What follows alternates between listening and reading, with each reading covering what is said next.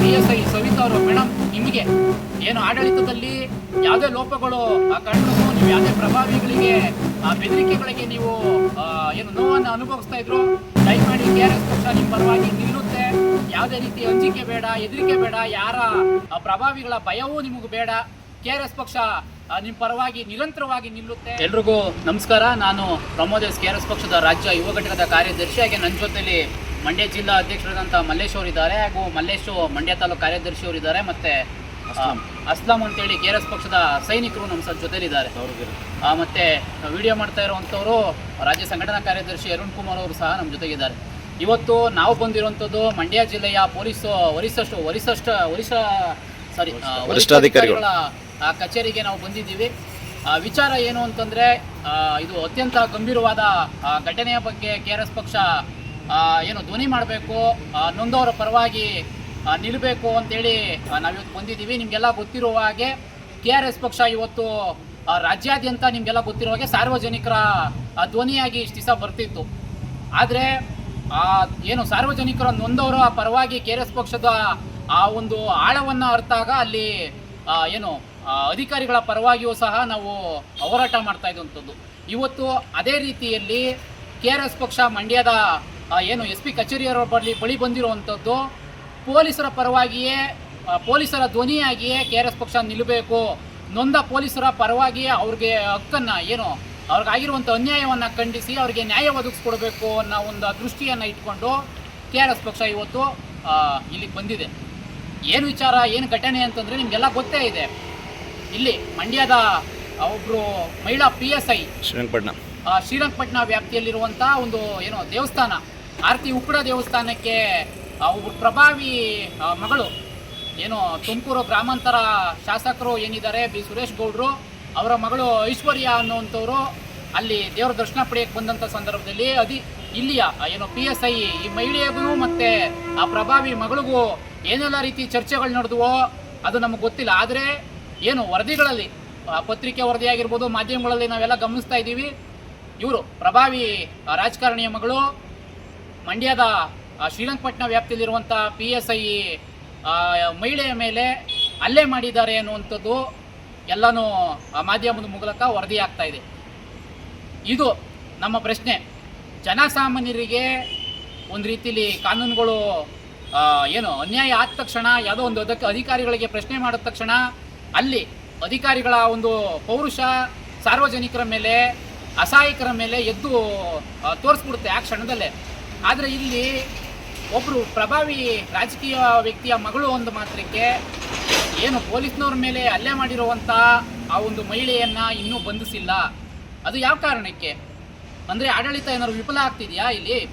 ಇಲ್ಲ ಮಗಳು ರಾಜಕಾರಣಿ ಮಗಳು ಮತ್ತು ಏನು ಆಡಳಿತವಾಗಿ DYSP ಅವರ ಹೆಂಡತಿ ಎನ್ನುವಂಥ ಏನಾದ್ರೂ ಪ್ರಭಾವದಿಂದ ಪೊಲೀಸರು ಅವ್ರನ್ನ ಇನ್ನೂ ಬಂಧಿಸಿಲ್ವಾ ಅನ್ನುವಂಥದ್ದು ಸಹಜವಾಗಿ ನನ್ನೊಬ್ಬನಿಗೆ ಅಲ್ಲ, ಇಡೀ ರಾಜ್ಯದ ಜನರಿಗೂ ಈ ರೀತಿ ಅನುಮಾನಗಳು ಸೃಷ್ಟಿಯಾಗ್ತವೆ. ಆ ಒಂದು ಕಾರಣಕ್ಕೆ ಸ್ಪಷ್ಟವಾಗಿ ಏನು ಭಾರತೀಯ ನ್ಯಾಯ ಸಂಹಿತೆ ಏನು ಹೇಳುತ್ತೆ, 132 ಆ್ಯಕ್ಟ್ ನಡಿಯಲ್ಲಿ ಒಬ್ಬ ಸರ್ಕಾರಿ ನೌಕರನ್ನ ತಡೆಯುವಂಥದ್ದು, ಅವ್ರ ಮೇಲೆ ಬಲಪ್ರಯೋಗ ಮಾಡುವಂಥದ್ದು, ಒಟ್ಟಾರೆ ಅವ್ರ ಕರ್ತವ್ಯಕ್ಕೆ ಅಡ್ಡಿಪಡಿಸುವಂಥದ್ದು ಇತ್ತು ಅಂತಂದಾಗ ಆ ಒಂದು ಆ್ಯಕ್ಟ್ನಲ್ಲಿ ಇವ್ರನ್ನ ಬಂಧಿಸಬೇಕು, ವಿಚಾರಣೆಗೆ ಒಳಪಡಿಸಬೇಕು, ಏನೆಲ್ಲ ಆಗಿದ್ದಾವೆ ಸತ್ಯಾಸತ್ಯತೆಯನ್ನು ತನಿಖೆ ಮಾಡಬೇಕು, ಮತ್ತು ಅದನ್ನು ಮುಖ್ಯವಾಗಿ ಸಾರ್ವಜನಿಕರ ಬದುಕಲ್ಲಿ ಸಾರ್ವಜನಿಕರಿಗೆ ಮಾಹಿತಿಯನ್ನು ಕೊಡಬೇಕು. ಕಳೆದ ಇನ್ನೇನು ನಿನ್ನೆ ಅಂತ ಭಾವಿಸ್ತೀನಿ ಘಟನೆ ಆಗಿರುವಂಥದ್ದು, ನಿನ್ನೆಯಿಂದ ಇದುವರೆಗೂ ಯಾವೆಲ್ಲ ಬೆಳವಣಿಗೆ ಆಗಿದೆ ಮತ್ತು ಎಷ್ಟೆಲ್ಲ ತ್ವರಿತಗತಿಯಲ್ಲಿ ಆ ಒಂದು ನೊಂದ ಮಹಿಳೆಯ ಪರವಾಗಿ ಇವತ್ತಿನ ನಮ್ಮ ಕಾನೂನು ನಡೀತಾ ಇದೆ ಅನ್ನುವಂಥದ್ದನ್ನು ನಾವು ಗಮನಿಸಬೇಕು. ಇದುವರೆಗೂ ಯಾವುದೇ ರೀತಿ ಮಾಹಿತಿ ಇಲ್ಲ. ಏನೋ ಅವ್ರ ತಂದೆಯವರು ಇದನ್ನು ಮಾಧ್ಯಮದ ಮುಖಾಂತರ ಹೆಚ್ಚು ಸುದ್ದಿಯನ್ನು ಮಾಡಬೇಡಿ ಅನ್ನುವಂಥ ಒಂದು ಏನು ಸುದ್ದಿ ಮಾತ್ರ ಹರಡ್ತಿದೆ ಎಲ್ಲ ಕಡೆ. ಅದು ಎಷ್ಟು ನಿಜ ಇದೆಯೋ ಸುಳ್ಳಿದೆಯೋ ನನಗೆ ಗೊತ್ತಿಲ್ಲ, ಆದರೆ ವರದಿ ಆಗ್ತಾ ಇರುವಂಥ ಘಟನೆಯನ್ನು ನಾನು ಇಲ್ಲಿ ಹೇಳ್ತಾ ಇರುವಂಥದ್ದು. ಮತ್ತು ಇದೇ ಒಂದು ವಿಚಾರವಾಗಿ ಮಂಡ್ಯದ PSI ಆಗಿರುವಂಥ ಮಹಿಳೆಯ ಪರವಾಗಿ KRS ಪಕ್ಷ ನಿಲ್ಲಬೇಕು, ಪ್ರಜಾಪ್ರಭುತ್ವದ ಮೌಲ್ಯಗಳನ್ನು ಉಳಿಸಬೇಕು. ಪೊಲೀಸರು ಬೇರೆ ಯಾರೂ ಅಲ್ಲ, ನಮ್ಮ ಸಂವಿಧಾನ ಉಳಿಸುವಂಥವ್ರು, ಜನರ ಹಕ್ಕುಗಳನ್ನು ಕಾಪಾಡುವಂಥವ್ರು.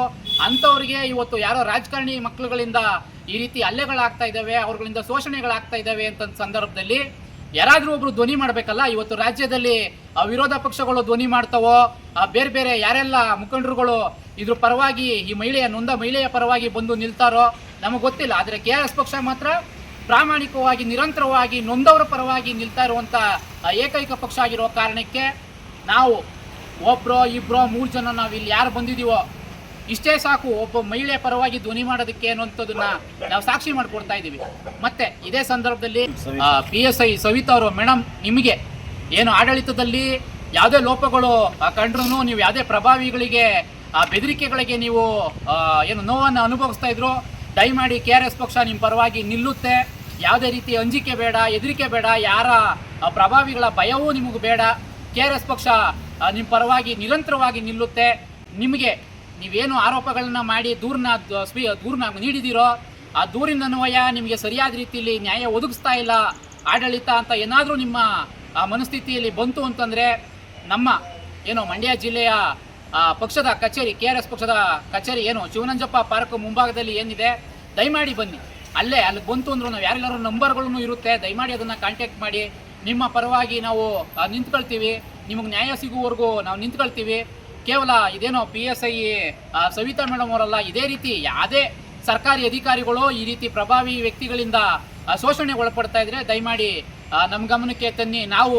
ನೀವು ಒಟ್ಟಾರೆ ಸೇರಿ ಸಮಾಜದಲ್ಲಿ ಆಗ್ತಾ ಇರುವಂಥ ಅನ್ಯಾಯಗಳನ್ನು, ಅಕ್ರಮಗಳನ್ನು, ಪ್ರಭಾವಿಗಳ ದೌರ್ಜನ್ಯಗಳನ್ನು ನಾವು ಮಟ್ಟ ಹಾಕೋಣ ಅಂತ ನಾನು ಈ ಸಂದರ್ಭದಲ್ಲಿ ನಿಮ್ಮ ಹತ್ರ ಮನವಿ ಮಾಡ್ಕೊಳ್ತೀನಿ. ಮತ್ತಿದೆ ವಿಚಾರವಾಗಿ ಏನು ಮಂಡ್ಯ ಪೊಲೀಸ್ ವರಿಷ್ಠಾಧಿಕಾರಿಗಳು ಮಾನ್ಯ ಶೋಭಾ ಮೇಡಮ್ ಅವರು ಇದ್ದಾರೋ, ಅವರು ದಯಮಾಡಿ ಈ ವಿಚಾರವನ್ನು ಗಂಭೀರವಾಗಿ ಪರಿಗಣಿಸಬೇಕು.